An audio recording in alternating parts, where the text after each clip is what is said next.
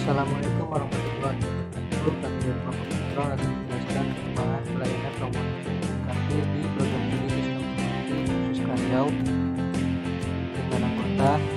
Yang pertama, Ayatul Ihsan dengan NIM 11950314552. Anggota kedua dengan nama Reswanto dengan NIM 11950311158. Anggota ketiga dengan nama Yogi Pranata dengan NIM 11950311590.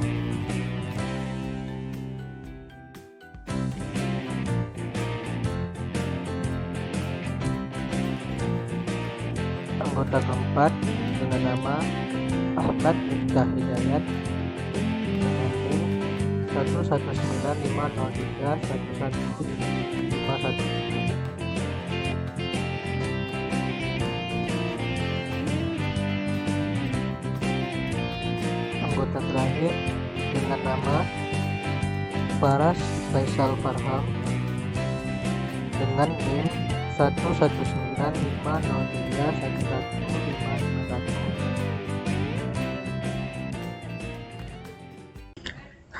Pelayanan surat permohonan izin KP di sistem informasi yang dahulunya menggunakan Google Formulir dengan mengisi beberapa data yang dibutuhkan oleh admin prodi seperti contoh berikut.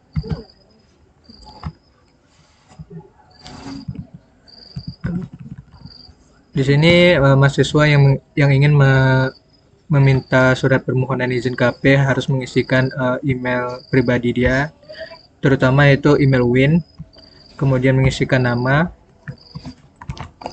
NIM, tempat lahir,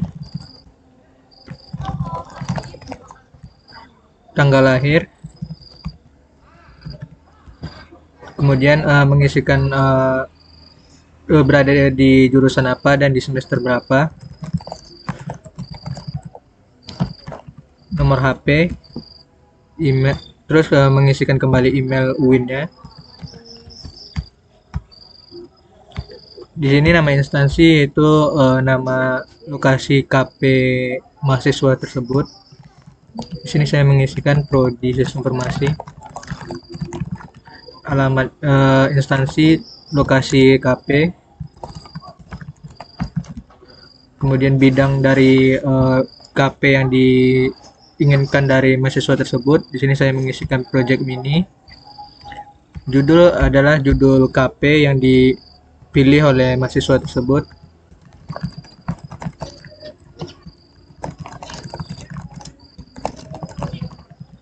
Kemudian waktu pelaksanaan adalah waktu mulai dari KP yang diinginkan dari mahasiswa tersebut.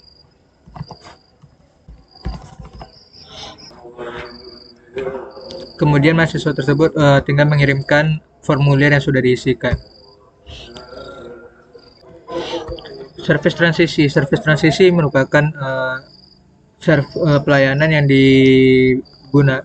pelayanan yang lama kemudian dialihkan kepada pelayanan yang baru dengan perubahan yang lebih baik dan memiliki kualitas yang lebih bagus dari pelayanan yang lama. Perubahan-perubahan ini tercatat dan terevaluasi dan diimplementasikan kembali ke lingkungan kerjanya. Aktivitas-aktivitas yang perlu diperhatikan dalam melakukan proses transisi yang pertama yaitu membuat dan mencatat RFC atau request for change, yang kedua mereview RFC, yang ketiga menilai dan mengevaluasi perubahan, yang keempat otorisasi implementasi perubahan, yang kelima melakukan update rencana perubahan, yang keenam koordinasi implementasi perubahan, yang ketujuh otorisasi penerapan perubahan pada lingkungan kerja, yang kedelapan koordinasi change deployment, yang terakhir yaitu mereview dan menutup catatan perubahan. Selanjutnya dalam aktivitas-aktivitas yang dilakukan dalam service transisi, yang pertama ada melakukan manajemen dan perencanaan, yang kedua identifikasi konfigurasi dalam pelayanan yang akan digunakan selanjutnya. Yang ketiga itu kontrol konfigurasi. Yang keempat akuntansi dan pelaporan status aset. Yang terakhir itu verifikasi dan audit.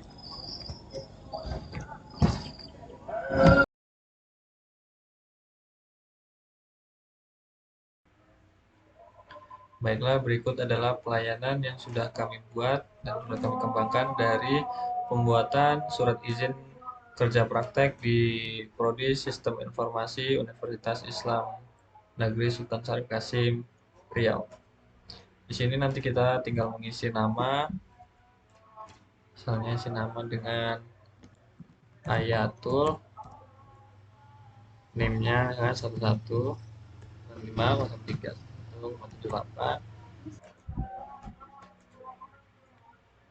Baik, di sini selanjutnya ada tempat lahir, misalnya kita isi Kampar. Nah, langsung di sini ada tanggal lahir, langsung kita isi aja. Misalnya eh, tahun 2000, bulan 10, tanggal 24. Kita oke. Semester 5, nomor HP 0822 9067.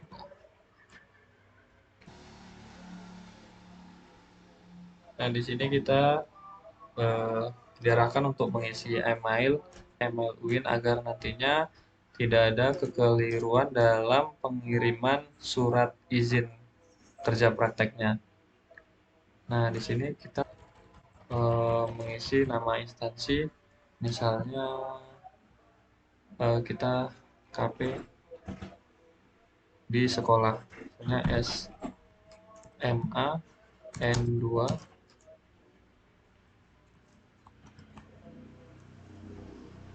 sama N2, alamatnya misalnya Pekanbaru, kemudian untuk bidangnya KP Pengmas, judulnya misalnya kita buat pendampingan penggunaan platform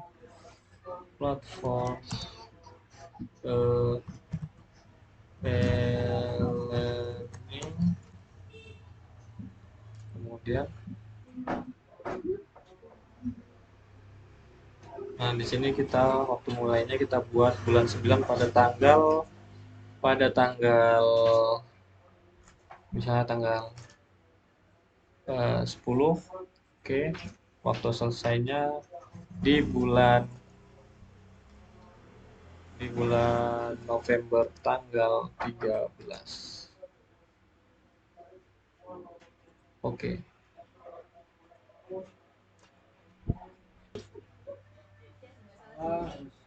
Selanjutnya yang terakhir kita mengisikan tanda tangan secara langsung di sini. Misalnya seperti ini. Langsung kita submit.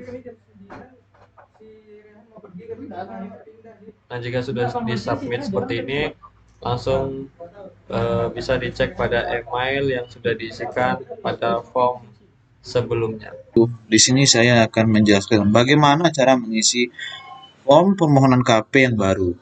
Di sini saya telah menerima atau telah mendapatkan link dari form tersebut. Anda bisa langsung menekannya atau langsung mengcopy.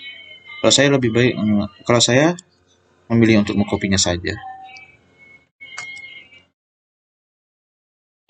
Kemudian kita pergi ke sini. Kemudian Anda langsung pasti di sini. Kemudian masuklah kepada form permohonan surat izin KP Sistem Informasi 2002. Di sini data pribadi. Di nama ini Anda harus mengisi nama Anda. Enggak nama saya. Ini hanya contoh. Ini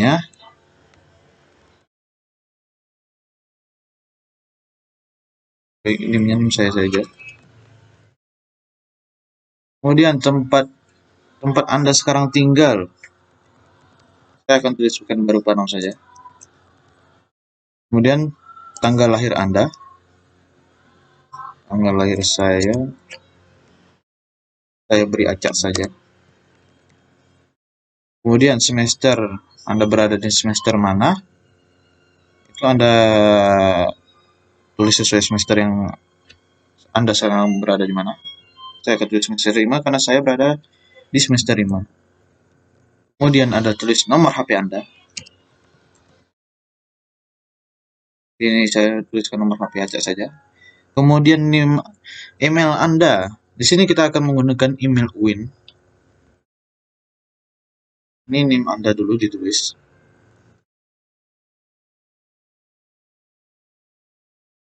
Kemudian baru kemudian Win Suska.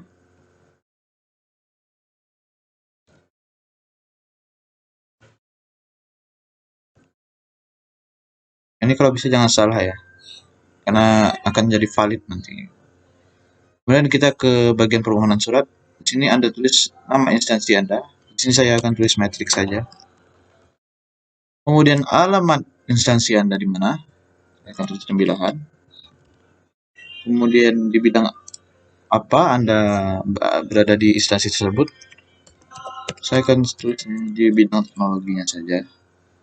Judul, ini adalah judul dari KP Anda, surat izin KP Anda. Jadi ini istilahnya judul laporan Anda. Tentu saja izin bangun.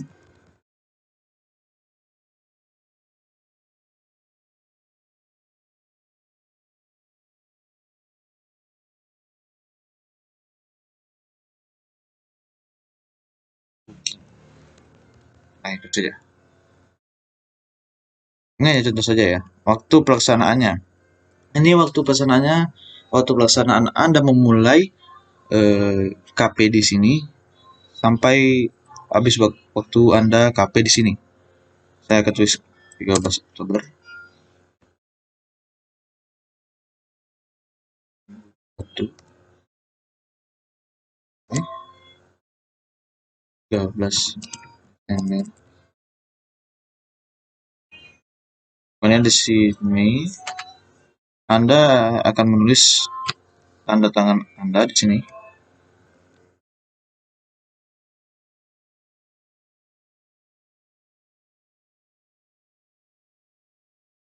Nah, ini saja. Kemudian Anda submit dan kita tunggu. Nah, saat telah timbul form submitted, kita tinggal menunggu file akan dikirim kepada email Win kita.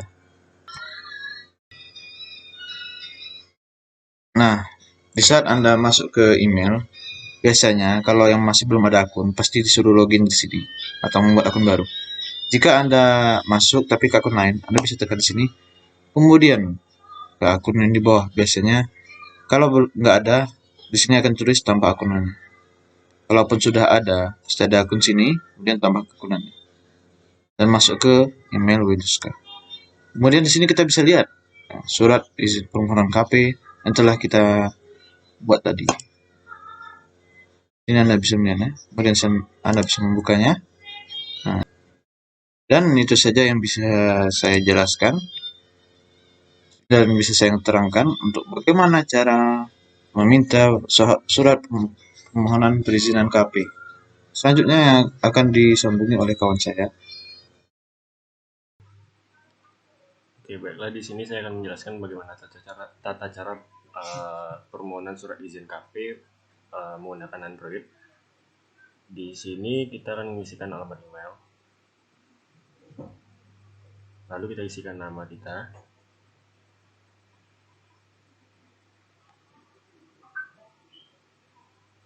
Lalu masukkan NIM.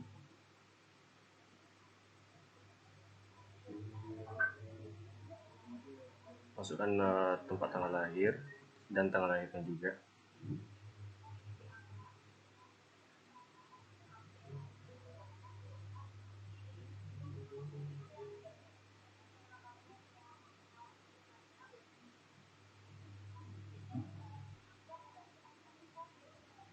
Lalu isi nama jurusan serta semester.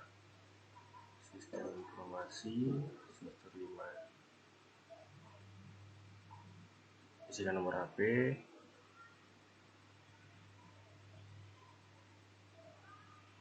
Lalu kita isikan lagi email UIN karena nanti bakal dikirim ke email UIN juga. Lalu kita isikan nama instansi tempat KPI kita. Di sini saya isi SMK sana. Lalu alamatnya.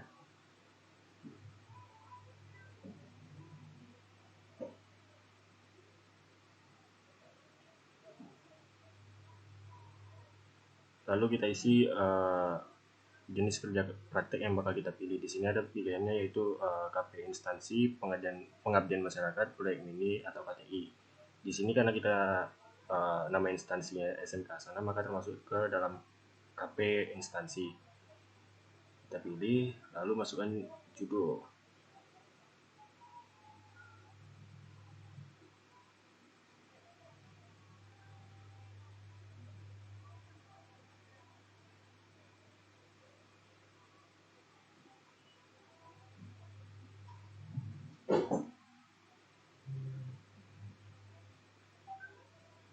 Lalu kita masukkan waktu pelaksanaan kerja praktiknya. Di sini tanggal 1 Oktober.